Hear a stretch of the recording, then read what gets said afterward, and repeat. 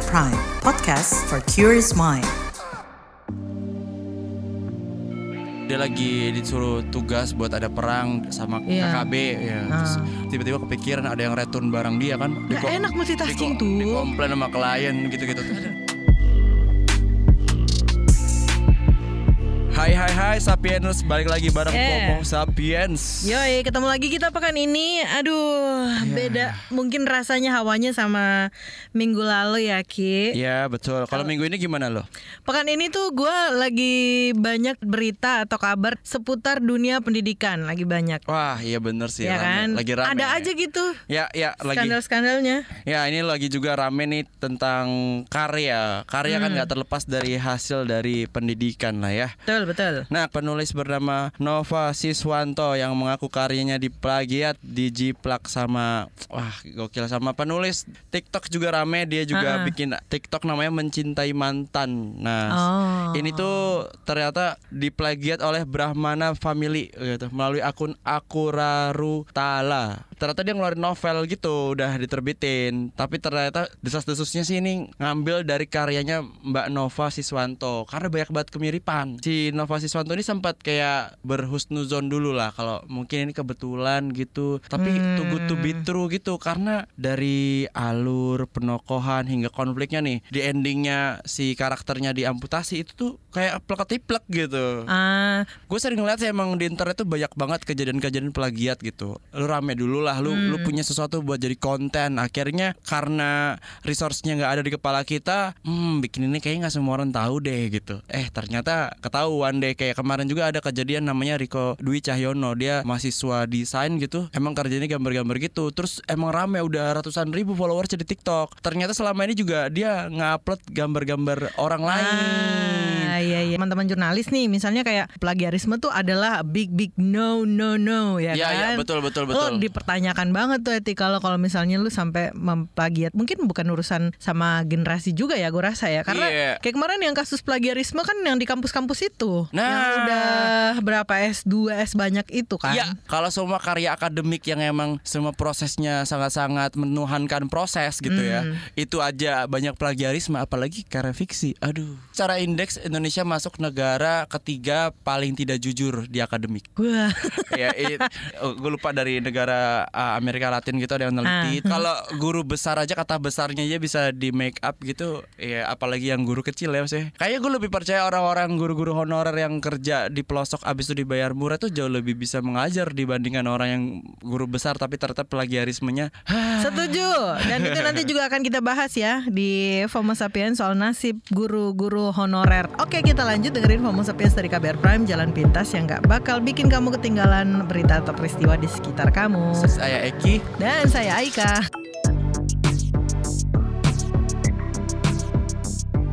Ki, lo tau gak zaman gua kecil dulu punya cita-cita kalau gak presiden, dokter gitu-gitu kan, atau guru. Nah, gua pada waktu itu pengen masuk KOAT. KOAT tuh apa? Korps Wanita Angkatan Darat. Wanjay, pengen banget pada masa itu. Kayaknya keren gitu ya, berseragam, punya jenjang karir, bisa punya tunjangan setelah lu mengabdi untuk negara untuk sekian lama. Keren banget kan? Ya bener.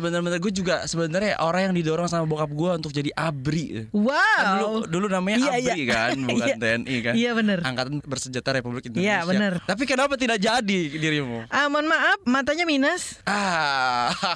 Jadi kayaknya udahlah, kayaknya yang berseragam kita tinggalkan. Apalagi makin kesini setelah dewasa, akhirnya kayak itu keputusan yang tepat ya untuk tidak mengambil jalur itu. Saya juga adalah keputusan yang tepat karena ternyata saya juga masalahnya di mata.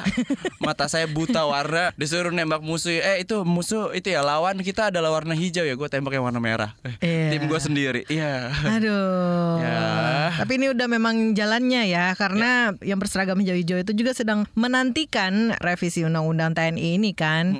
Bahwa yang sempat rame pekan ini adalah soal kan di dalam undang-undang TNI itu ada sejumlah pasal yang masuk dalam revisi. Jadi rencananya nih DPR pengen revisi lah Undang-Undang Nomor 34 Tahun 2004 tentang TNI. Apa itu isinya? Salah satunya itu menghapus larangan prajurit berbisnis.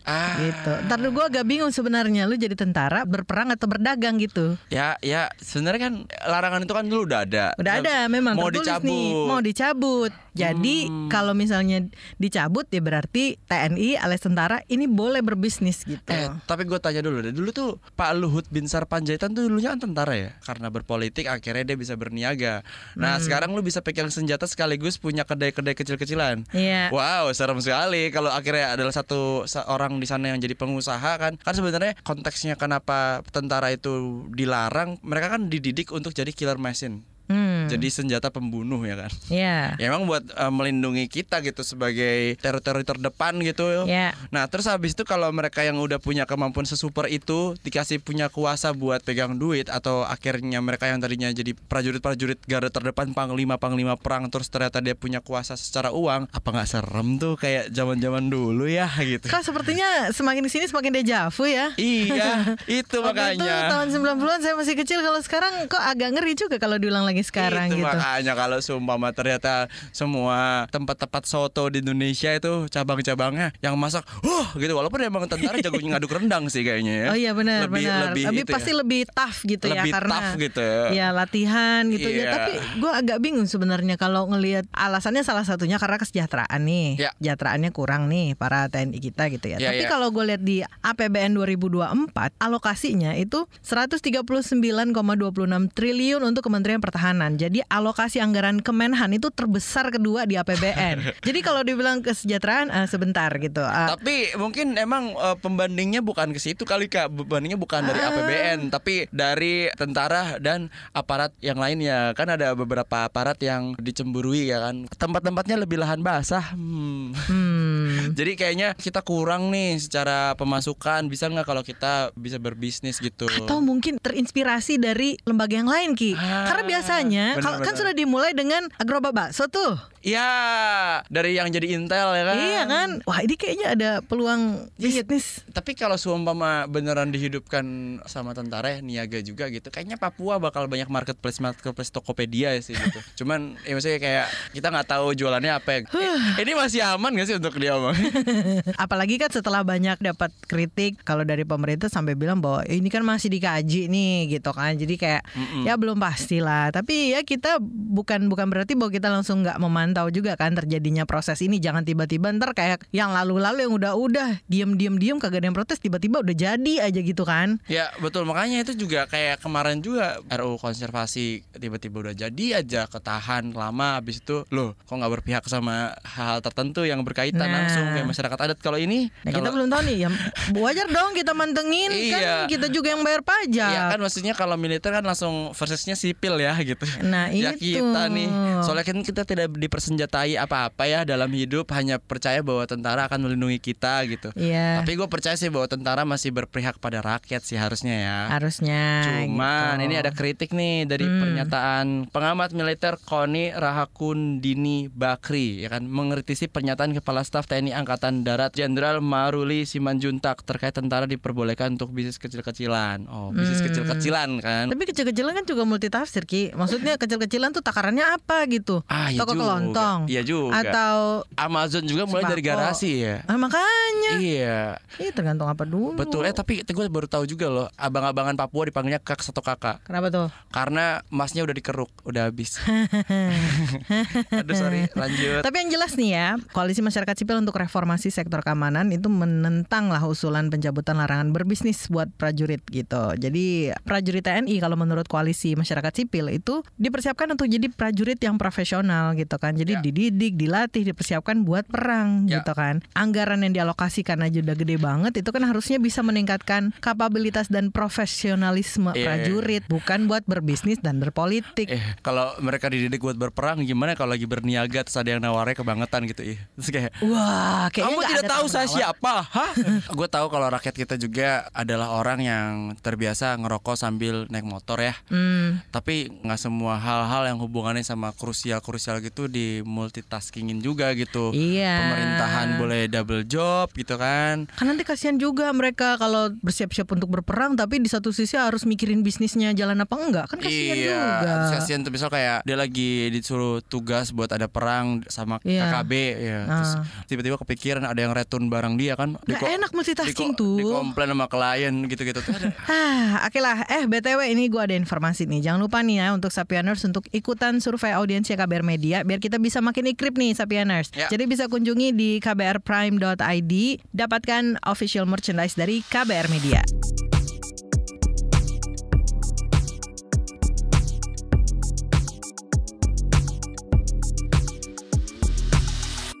Kita bakal lanjut lagi nih Sapieners. Ini perkara yang juga gak kalah rame pekan ini. Apa tuh? Guru-guru honorer yang di cleansing. Sebentar, kalau cleansing tuh biasanya muka gitu kan. Ini dikira guru honorer debu apa gimana dah? Ada apa nih dengan cleansing guru honorer? Gue gak ngerti juga sih kenapa istilah itu yang kemudian dipakai gitu. Kayak pembersihan gitu kan ibaratnya. Kaget lah para guru-guru honorer ini kan, dipecat lah tiba-tiba. Secara kan baru pekan pertama masuk sekolah ya, tahun ajaran baru kan baru banget lah. Tiba-tiba kok guru-guru pada masuk, malah yang guru honorernya yang dipecat gitu. Jadi laporan ini diungkap lewat cuitan Kepala Bidang Advokasi Guru Perhimpunan Pendidikan dan Guru P2G, Iman Zanatul Hairi di X lah Jumat pekan lalu. Rame lah tuh warganet sampai pekan ini. Tapi menurut respon Distrik DKI Jakarta nih ya, dia bilang Bapak Budi Awaludin mengatakan Dinas Pendidikan sejak 2017 sudah mengeluarkan instruksi soal pengangkatan guru harus mendapatkan rekomendasi dari dinas. Jadi saat ini guru honorer diangkat oleh kepala sekolah tanpa adanya rekomendasi dari dinas. Keputusan sekolah gitulah ya. Iya kan harusnya emang dari kepala sekolah pun tetap harus konfirmasi dulu ke dinas. Jadi kayak pas dinasnya bilang kita nggak terlalu butuh nih kuotanya gitu-gitu. Apalagi selama ini kan biayanya si guru honorer gaji-gajinya itu kan ditanggung sama BOS, bantuan operasional sekolah, yang memang benar-benar ditanggung sama dinas gitu. Makanya ya kalau seumpama ini kan saling tuduh menuduh nih, dari dinas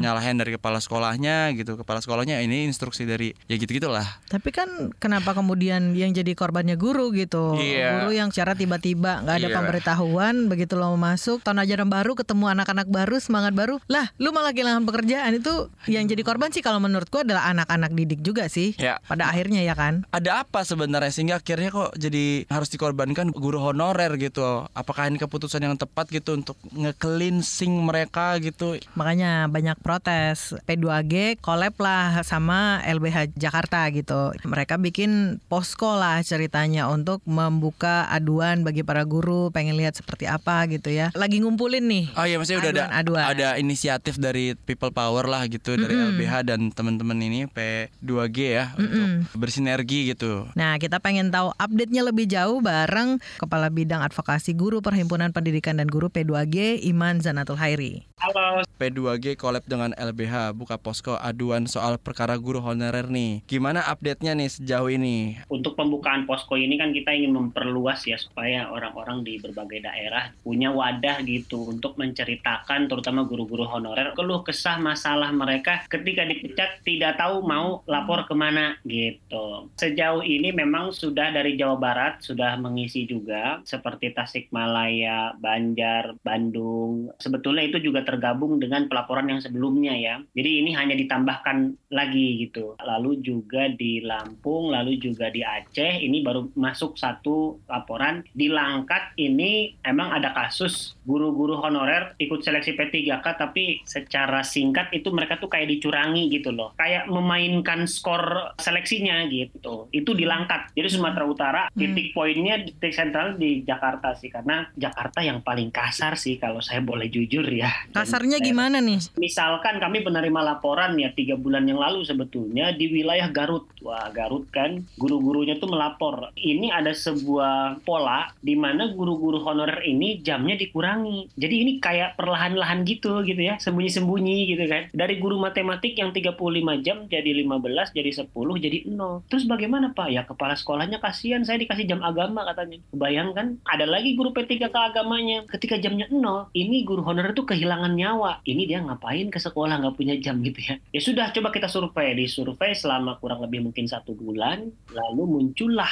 angka 466 kasus di 11 kabupaten di Jawa Barat. Jadi guru-guru honorer ini sebetulnya kami simpulkan gitu ya.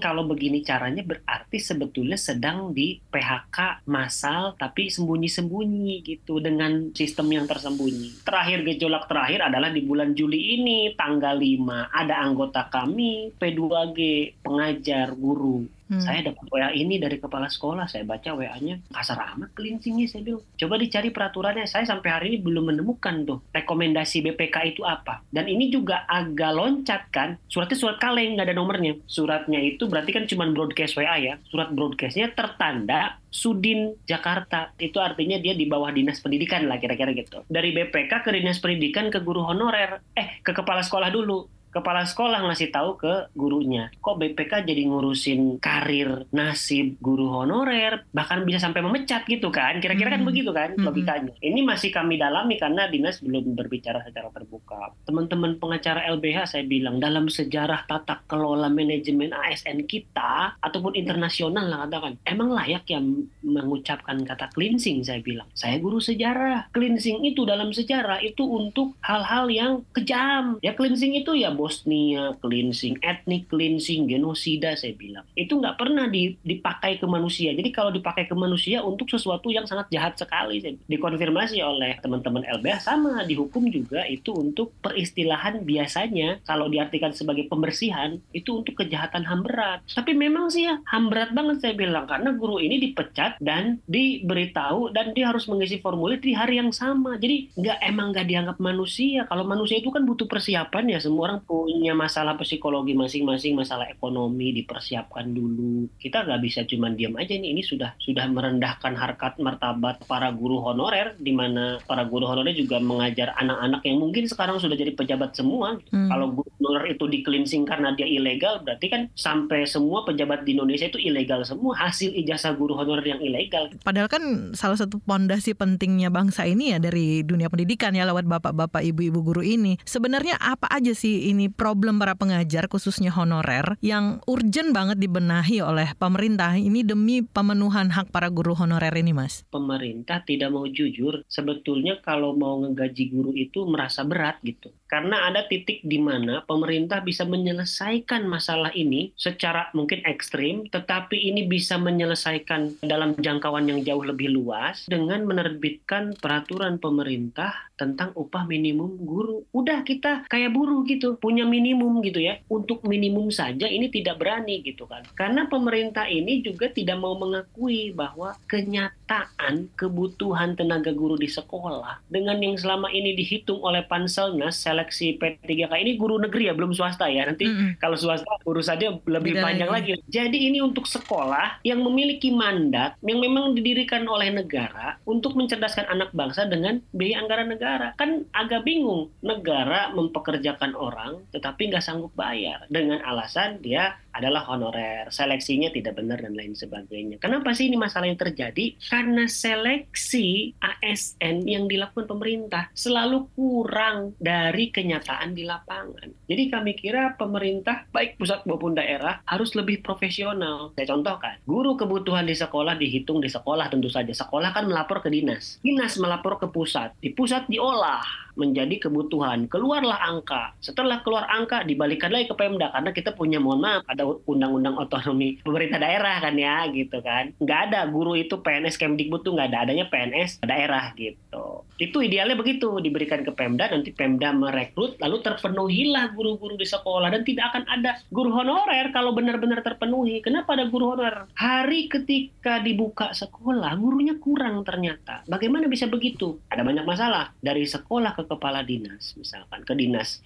itu boleh jadi ada informasi angka kebutuhannya nggak dikasih tahu yang sebenar-benarnya. Lalu dari dinas pendidikan kemudian ke pusat itu juga tidak selalu benar, karena kami pernah mendengar ada beberapa daerah yang mengajukan kebutuhan guru dari tahun sebelumnya kadaluarsa. Pendataan itu harus aktual. Kita kan di era digital, masa sih untuk mendata begitu gitu masih pakai WA gitu, PDF gitu kan. Menteri kita, bayangkan Pak Nadiem Makarim, pendiri Unicorn gitu kan, aplikasinya di mana-mana gitu. Kan kalau kita bilang ini salah Pemda, ini salah pusat, jangan salah-salahan dong. Ini Anda harus rembuk, harus harmoni gitu ya. Clear, karena korbannya kita. Dalam memperlakukan guru itu dua hal yang utama. Yang pertama kemanusiaan dan yang kedua adalah martabat. Dua-duanya guru honorer itu tidak dapat. Kalau guru tuh mau demo di satu sisi nggak mau ngajar tapi mikirin anak-anak gitu ya. Sampai hari ini kami dapat laporan bahwa mereka yang masih mengajar itu, saya tanya, masih mengajar? Kamu kan udah kena cleansing. saya bilang DKI Jakarta emang dapat gaji? Iya sih belum tentu, tapi saya kasihan, saya kan wali kelas. Tuh coba tuh, mengajarnya kayak begitu masih. Padahal hidup dia empet-empetan itu, nggak ada ongkos ke sekolah.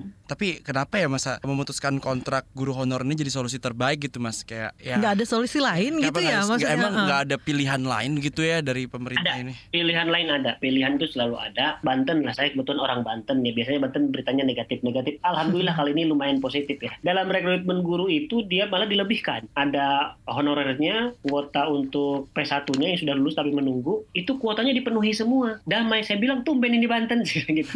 Jadi kita puji, kali ini kita puji ya gitu Dinas Pendidikannya. APBD-nya bandingkan dengan DKI Jakarta, bandingkan dengan Jawa Barat. Kok nggak bisa dia merekrut P3K sebanyak itu? Gitu. Jadi ada solusi. Alternatif yang kedua, tentu saja ini terjadi di beberapa daerah, mereka tidak langsung dipecat begitu aja. Mereka dikasih tahu sosialisasi. Teman-teman guru honorer, ini ada undang-undang yang baru, Desember tuh begini. Gimana ya kita cari solusi? Kan enak. Ini kan nggak di hari pertama, seperti kabur-kaburan gitu ya, ngasih info terus langsung kabur gitu, karena dia takut salah.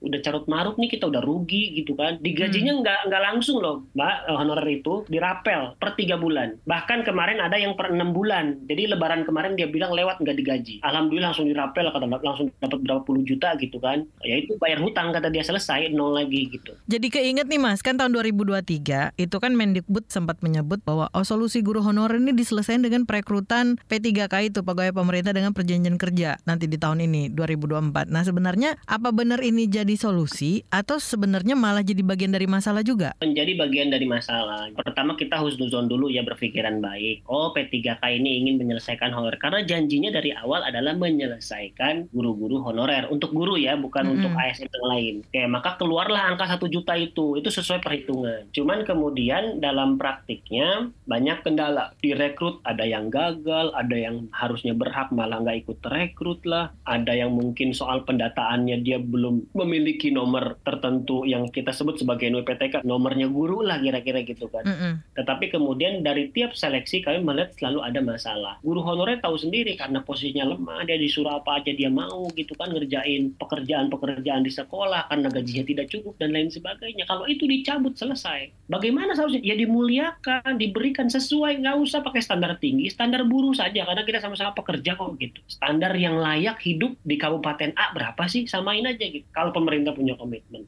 P3K itu adalah alternatif sebetulnya. Seleksi yang benar itu seleksi PNS, karena ASN itu kan ada 2 kan menurut undang-undang ASN. Ada seleksi P3K, ada seleksi PNS. Nah, walaupun P3K dibuka, PNS harus tetap dibuka. Karena P3K ini kayak alternatif, jangan dijadikan solusi inti. Kenapa saya bilang alternatif? Pernah kejadian DKI Jakarta itu mengontrak guru P3K cuma 1 tahun. Ketika mereka baru beres diseleksi di bulan Desember, baru ditandatangan SK-nya, baru tahun baru lagi, sudah habis kontraknya tanda tangan lagi. Makanya saya bilang baru assalamualaikum langsung waalaikumsalam. Itu pernah terjadi, masa kontrak 1 tahun gitu kan. Sedangkan guru merencanakan pembelajaran 1 tahun. Dia harus mikirin karirnya di mana. Apakah dia menetap dan lain sebagainya. Kita kayak perusahaan lain lah. 5 tahun, 3 tahun gitu kan. Bukan kayak outsourcing. Padahal kita ini selama 2 periode kurikulum 2013 dan kurikulum Merdeka, kita itu dituntut loh guru tuh mengajar critical thinking, coba bayangin. Tapi nggak bisa mengkritik, gimana coba? Mas Iman, semua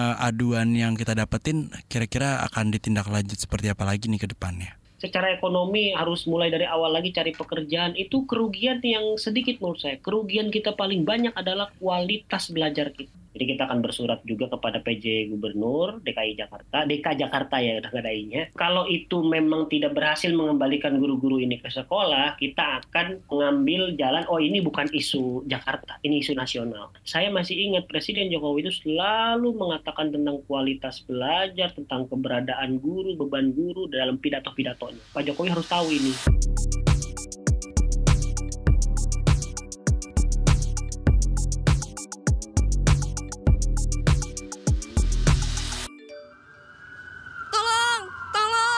Ada apa MJ?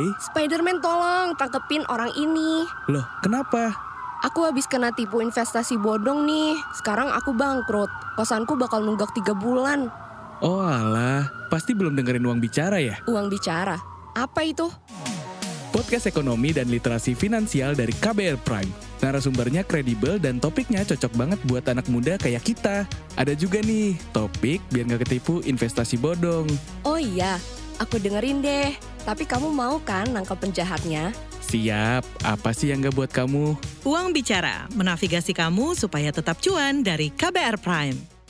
Ya tadi kita udah ngomongin hal-hal yang sangat miris banget ya. Masa depan kita kan di tangan gimana pendidiknya aja yang jadi korban. Dengan kondisi tadi, usulan TNI boleh berbisnis. Terus apalagi guru honorer yang kondisinya makin miris. Ya. Sepertinya harus hengkang untuk healing keluar negeri liburan dulu kayaknya, Ki. Tapi harga tiket pesawat di Indonesia tercatat paling mahal kedua di dunia setelah Brazil loh, Kak. Makanya orang lebih banyak memilih wisata keluar negeri. Tuh. Iya kan, daripada di dalam negeri. Karena tiketnya ampun-ampunan.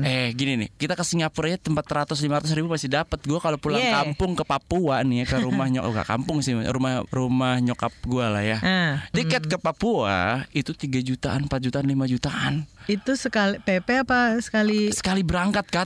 Gue nih kemarin ngecekin kan, nyokap gue kemarin kunjungin gue di Jakarta. Terus gue pas beliin tiket pulang itu 5 juta, gila. Gue kayak cek di waktu bersamaan tiket ke Tokyo harganya segitu. Mama mau pulang ke Jepang aja nggak? Kita pulang. Gue nggak tahu sih apa yang terjadi, kenapa semahal itu buat kita beli tiket domestik gitu. Apa jangan-jangan kita nggak boleh sering-sering banyak orang yang ke Papua gitu karena takutnya ada bisnis yang terlihat gitu. Oh ternyata kita bangsa yang jahat ya gitu.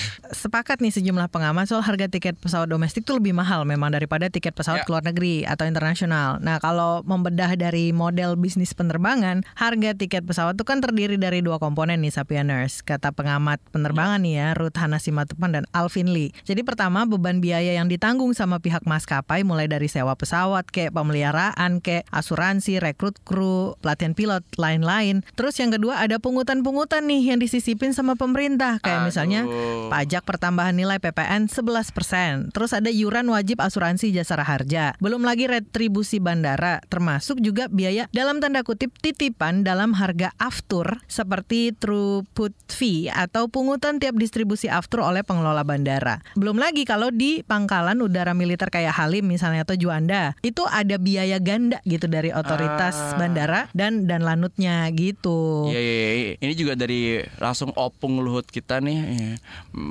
selaku Menko Marves, dia juga bilang sih kayak ya gimana, rupiah juga kan lagi melemah ya dibandingkan dolar Amerika gitu. Ya biaya operasional pesawat juga jadi lebih meningkat lah gitu.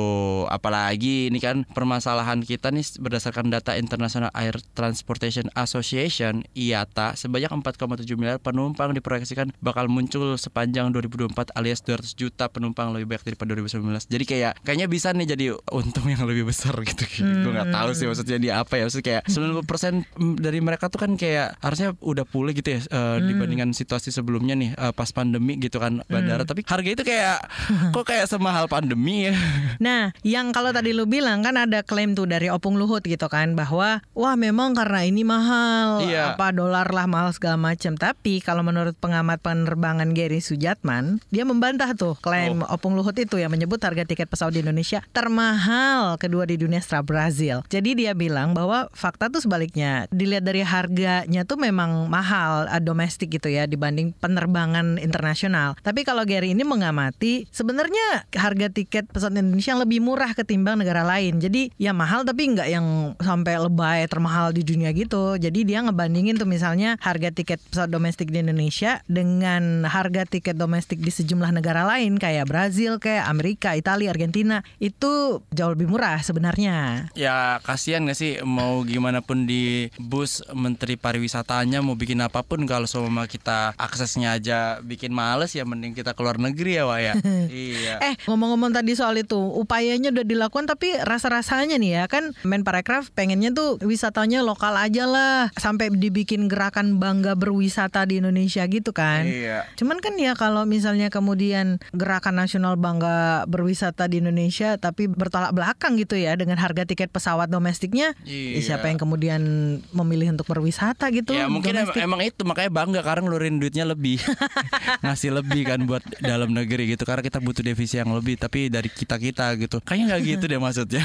Kita tuh jadi pengen berwisata yang tadinya impulsif nih, mungkin bisa ngeluarin lebih cepat, tapi gara-gara tiket pesawat kita jadi sadar gitu sebenarnya. Jadi pemerintah tuh nyuruh kita untuk mindful, tahu nggak, tiket pesawat. Gila. Keren deh. Oke, sebelum kita closing, jangan lupa nih reminder lagi nih buat Sapieners yang untuk paling ikutan. Bener banget, survei audiensnya KBR Media biar kita makin ikrip. Ya, cara gimana tuh? Kunjungi kbrprime.id, terus bisa dapetin official merchandise-nya. Nah, tuh sikat. Ya udahlah teman-teman, sampai bertemu lagi Sapieners di FOMO Sapiens berikutnya. Bye bye.